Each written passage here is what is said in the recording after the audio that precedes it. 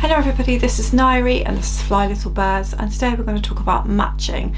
So predominantly matching in adoption, what it is, how it happens, whether it really works, and what you can expect through matching process in adoption. So first of all, to say I do have 2 adopted boys and I've been on the other end as a foster carer giving children over for adoption. So matching. Now this is normally what happens when social workers look at who they have on the database and look at who you are as a family and think about whether a child will suit and meet your needs.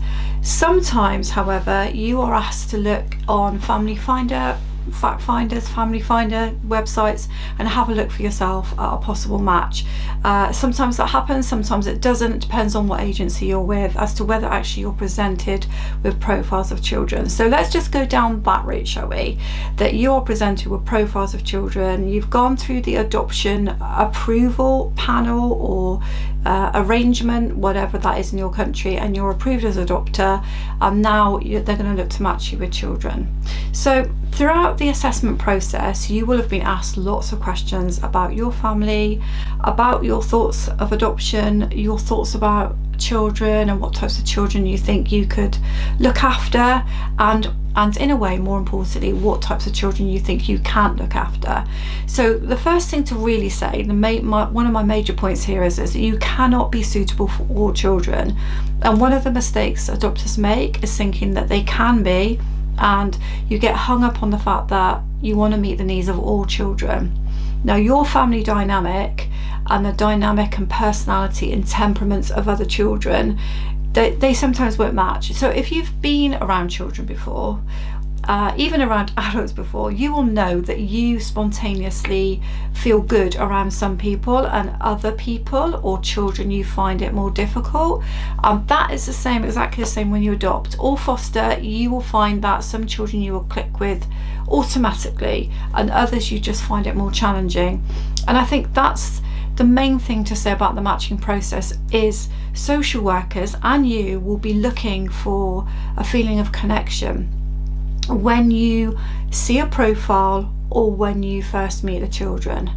Now, park that thought, I'll speak about that a bit later because that doesn't always happen, but the matching process is for a social worker or for you as well to look at what is a good fit for your family dynamic.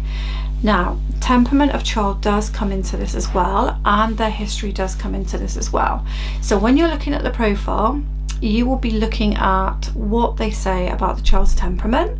So if you're quite an active family, you like to be out and about a lot, you don't mind early mornings, late nights, it won't matter to you if the profile says this child likes to be on the go all the time, is very, very busy and active and maybe a little bit challenging.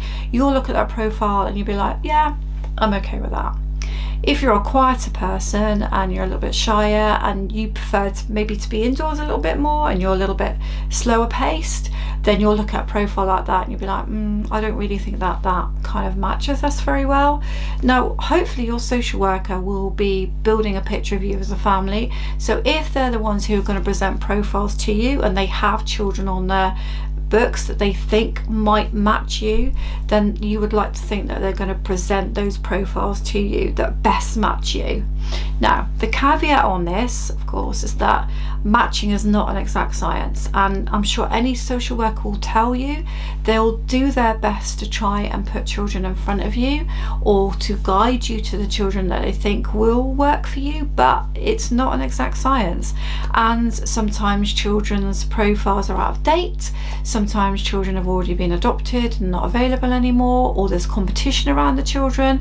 So even though a social worker might think they've got the right profile for you, it's not entirely for them to decide. So when they present children to you, it's up to you to take a look and decide if you think that this child feels right for you. And if there's anything on that profile that doesn't quite sit well with you, then it's up to you to say, no, this isn't going to be right for me. And I have come across adopters that have been perhaps persuaded to go down a particular route that they're not entirely comfortable with, and it's okay, it's perfectly okay to stand up and say, actually no, I don't think this match is right for me, I don't think this profile looks right for me.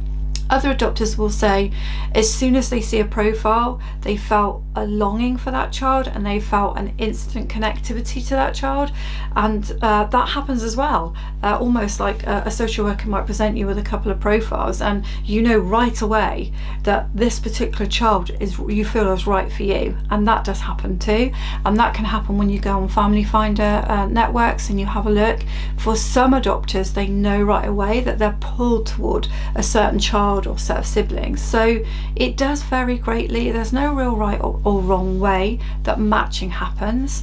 So when you have a look at profile and you think that this is a match for you, the social worker thinks this is a match for you, then it will be a case of going to the other social worker of those children or that child. It will then be a case of the information about you as adopters as being collated, being presented to the social worker of the child and saying, this is who we have, they're putting themselves forward for this child, what do you think? And then they'll be looking at what you can offer that child. And the social worker might look and think that perhaps you don't have enough time on your hands, or you don't have the qualities that they want for this child.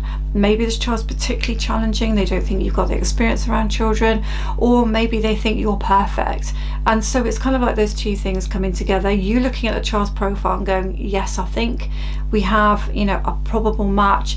And then the social workers at the other end looking at you and thinking, actually, this couple or this individual look right for this child. And then the fun begins, of course, because that's just the beginning. So then in this country, there's a separate meeting to decide whether you're going to be matched with those child or children. In your country, it might all happen together, but there's a separate meeting.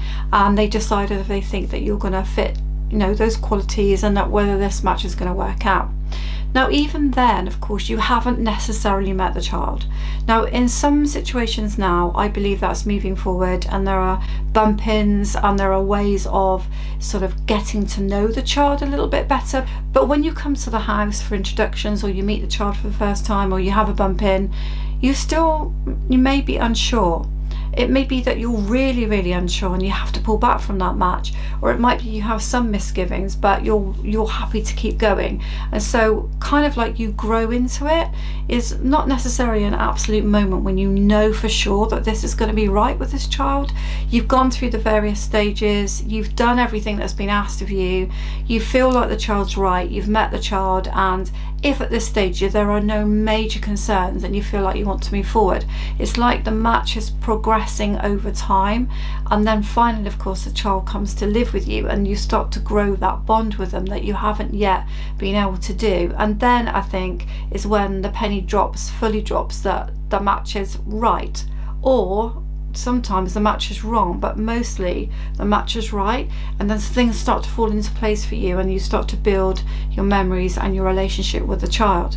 So I hope that helps you. Matching is not an exact science, as I say, but I hope it helps you to get a perception of kind of how it may go, and that you will subscribe to Fly Little Birds. I will see you on my next video. I'll link a playlist at the end for you about the adoption process, and I'll see you on my channel. Thank you.